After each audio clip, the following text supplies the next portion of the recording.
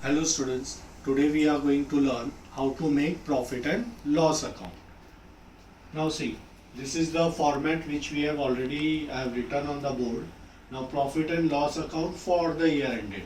So students, don't write only profit and loss account, you have to write full. Even this part you have to write for the year ended, and the date is also equally important. So always write profit and loss account for the year ended. Don't just write profit and loss account. You have to write completely for the year ended with the date. Okay. Now, as I explained you in my previous video, that in profit and loss account we record indirect expenses. Now, how many indirect expenses we have? 3. See, I have written here on the board with a black ink. Office expenses, this is your first indirect expense. Second is selling expense, and third is financial expenses. So these are your indirect expenses. So all your indirect expenses you record in profit and loss account. So let's see what are your office expenses. I've just written few examples of it. In your textbook you will find a long list given to you, but these are the important items which you will find in most of the sum. Now, office expenses means whatever money you spend for running your office premises. You will spend money on your printing and stationery, like you will purchase pen, pencil, paper. So that comes under printing and stationery. You will pay salaries to your staff. Now this is very important part. Whenever they give you salaries and wages. Now you know students, in previous video we have learnt already how to make trading account. In trading account, if you remember, we write wages because wages we pay to factory workers, and all your factory expenses you record in trading account, and salaries we pay to our office employees. So it is office expense will be recorded in profit and loss account. But what you will do students, if both the words are given to you together, salaries and wages, both the words are given to you together, then you have to see the first word. If in exam they give you salaries and wages, your first word is salaries. So it is a office expense will go in P&L account. What if they give reverse? Like for example, they give you wages and salaries. Now your first word is wages, then it will go to trading account.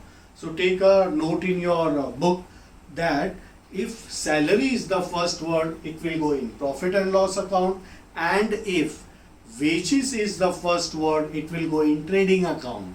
So if it is salaries and wages, profit and loss account. Salary is the first word given in the question.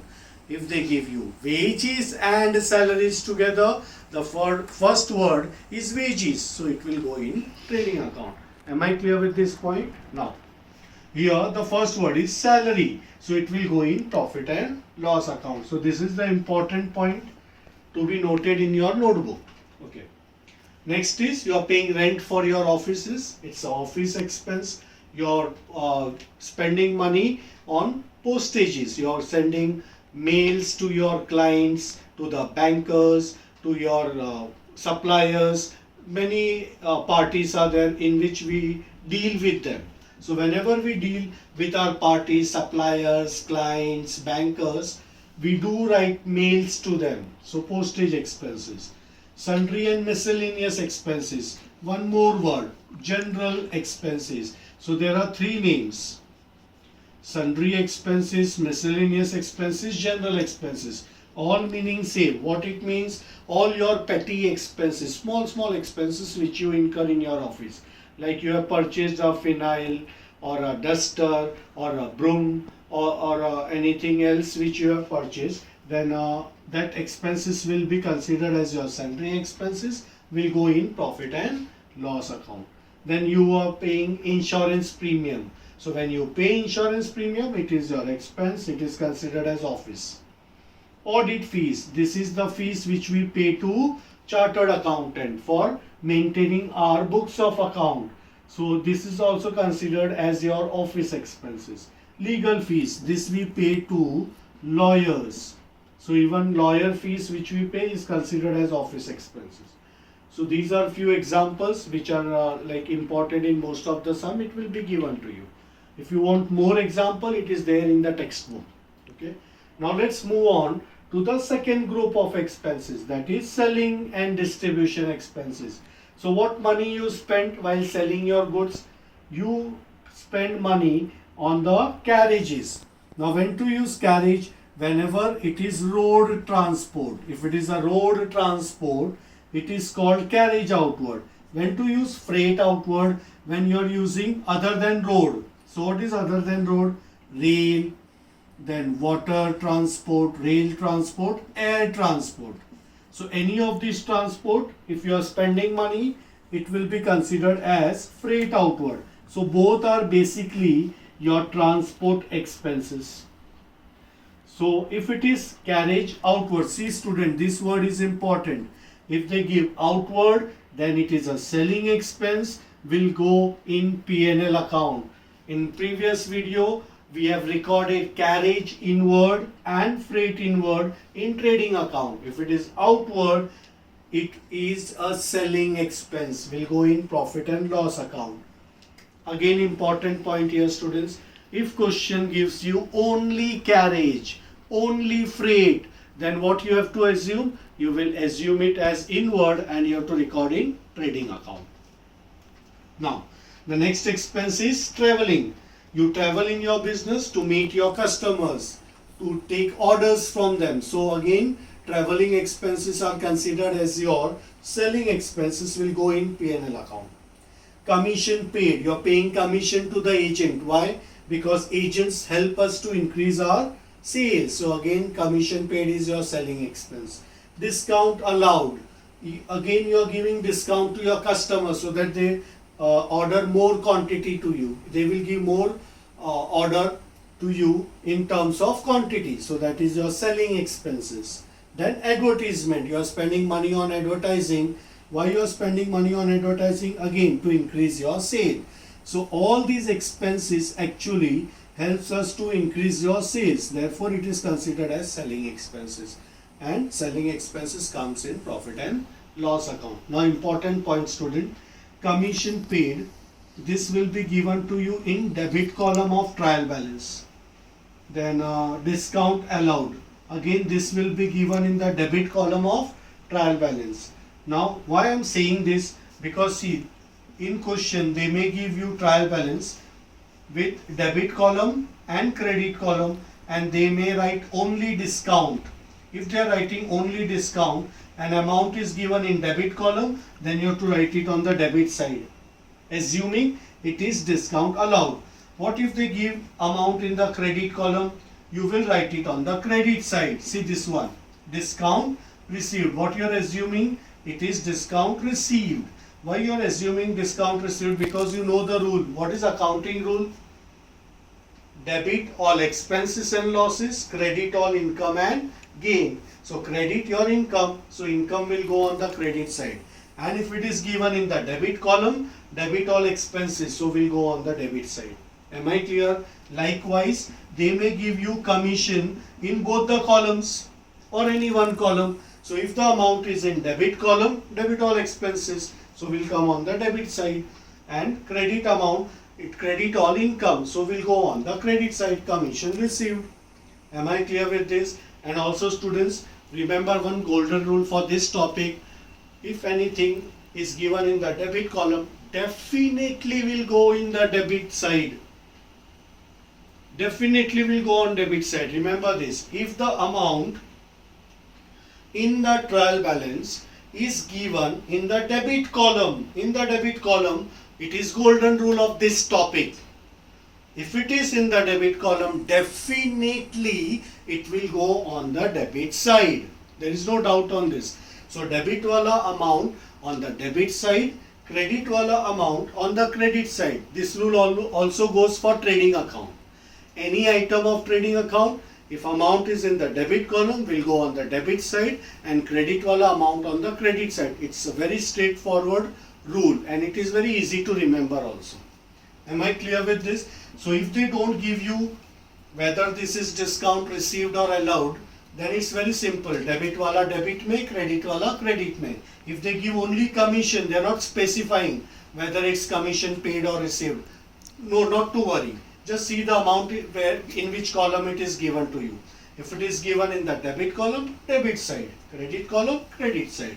Am I clear with this? Let's move ahead. So remember, this is a very important rule which I have explained to you. This is a golden rule for final account. Debit wala amount on the debit side, credit wala amount on the credit side. Okay? Now, your third group of expense is financial expenses.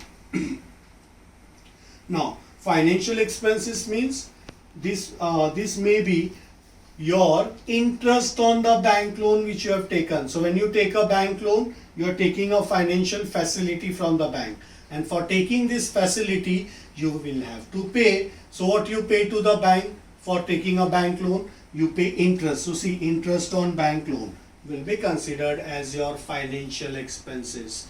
Also, we record in this group financial losses. Suppose theft took place in your business, so this is a loss by theft.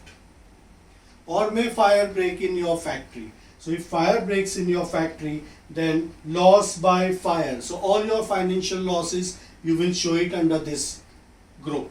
Now financial expenses also consider of depreciation. You know, student, what is depreciation? It is reduction in the value of your asset.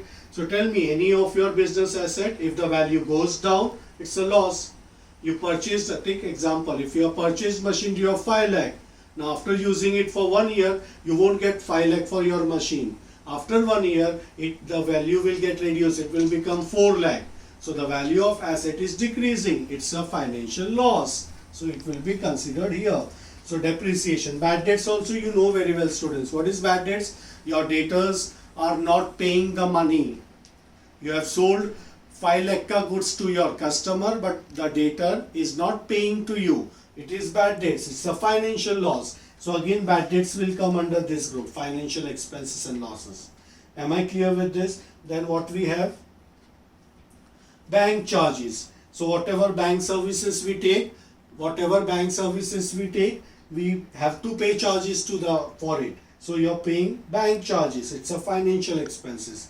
Now after recording all the expenses, let's move on to the credit side. Credit side, the rule is very simple. Credit all income and gain. So how many incomes you have? Very limited income you have. 6 to 7 items you have to record as a income. Very easy. Interest received, discount received, commission received, rent received, miscellaneous receipts, bad debts recovered. So all these are examples of your income. So this is what I said. If any of the amount is given in the credit column of the trial balance, will go on the credit side of P&L. Remember student, P&L account credit side, you will show only income item. There are 6 to 7 income item only. So 6 to 7 items and all 7 items are of income. Likewise, in trading account, remember students, I explained to you already that in trading account credit side, there are only 6 entries, and all 6 entries in trading account are related to goods.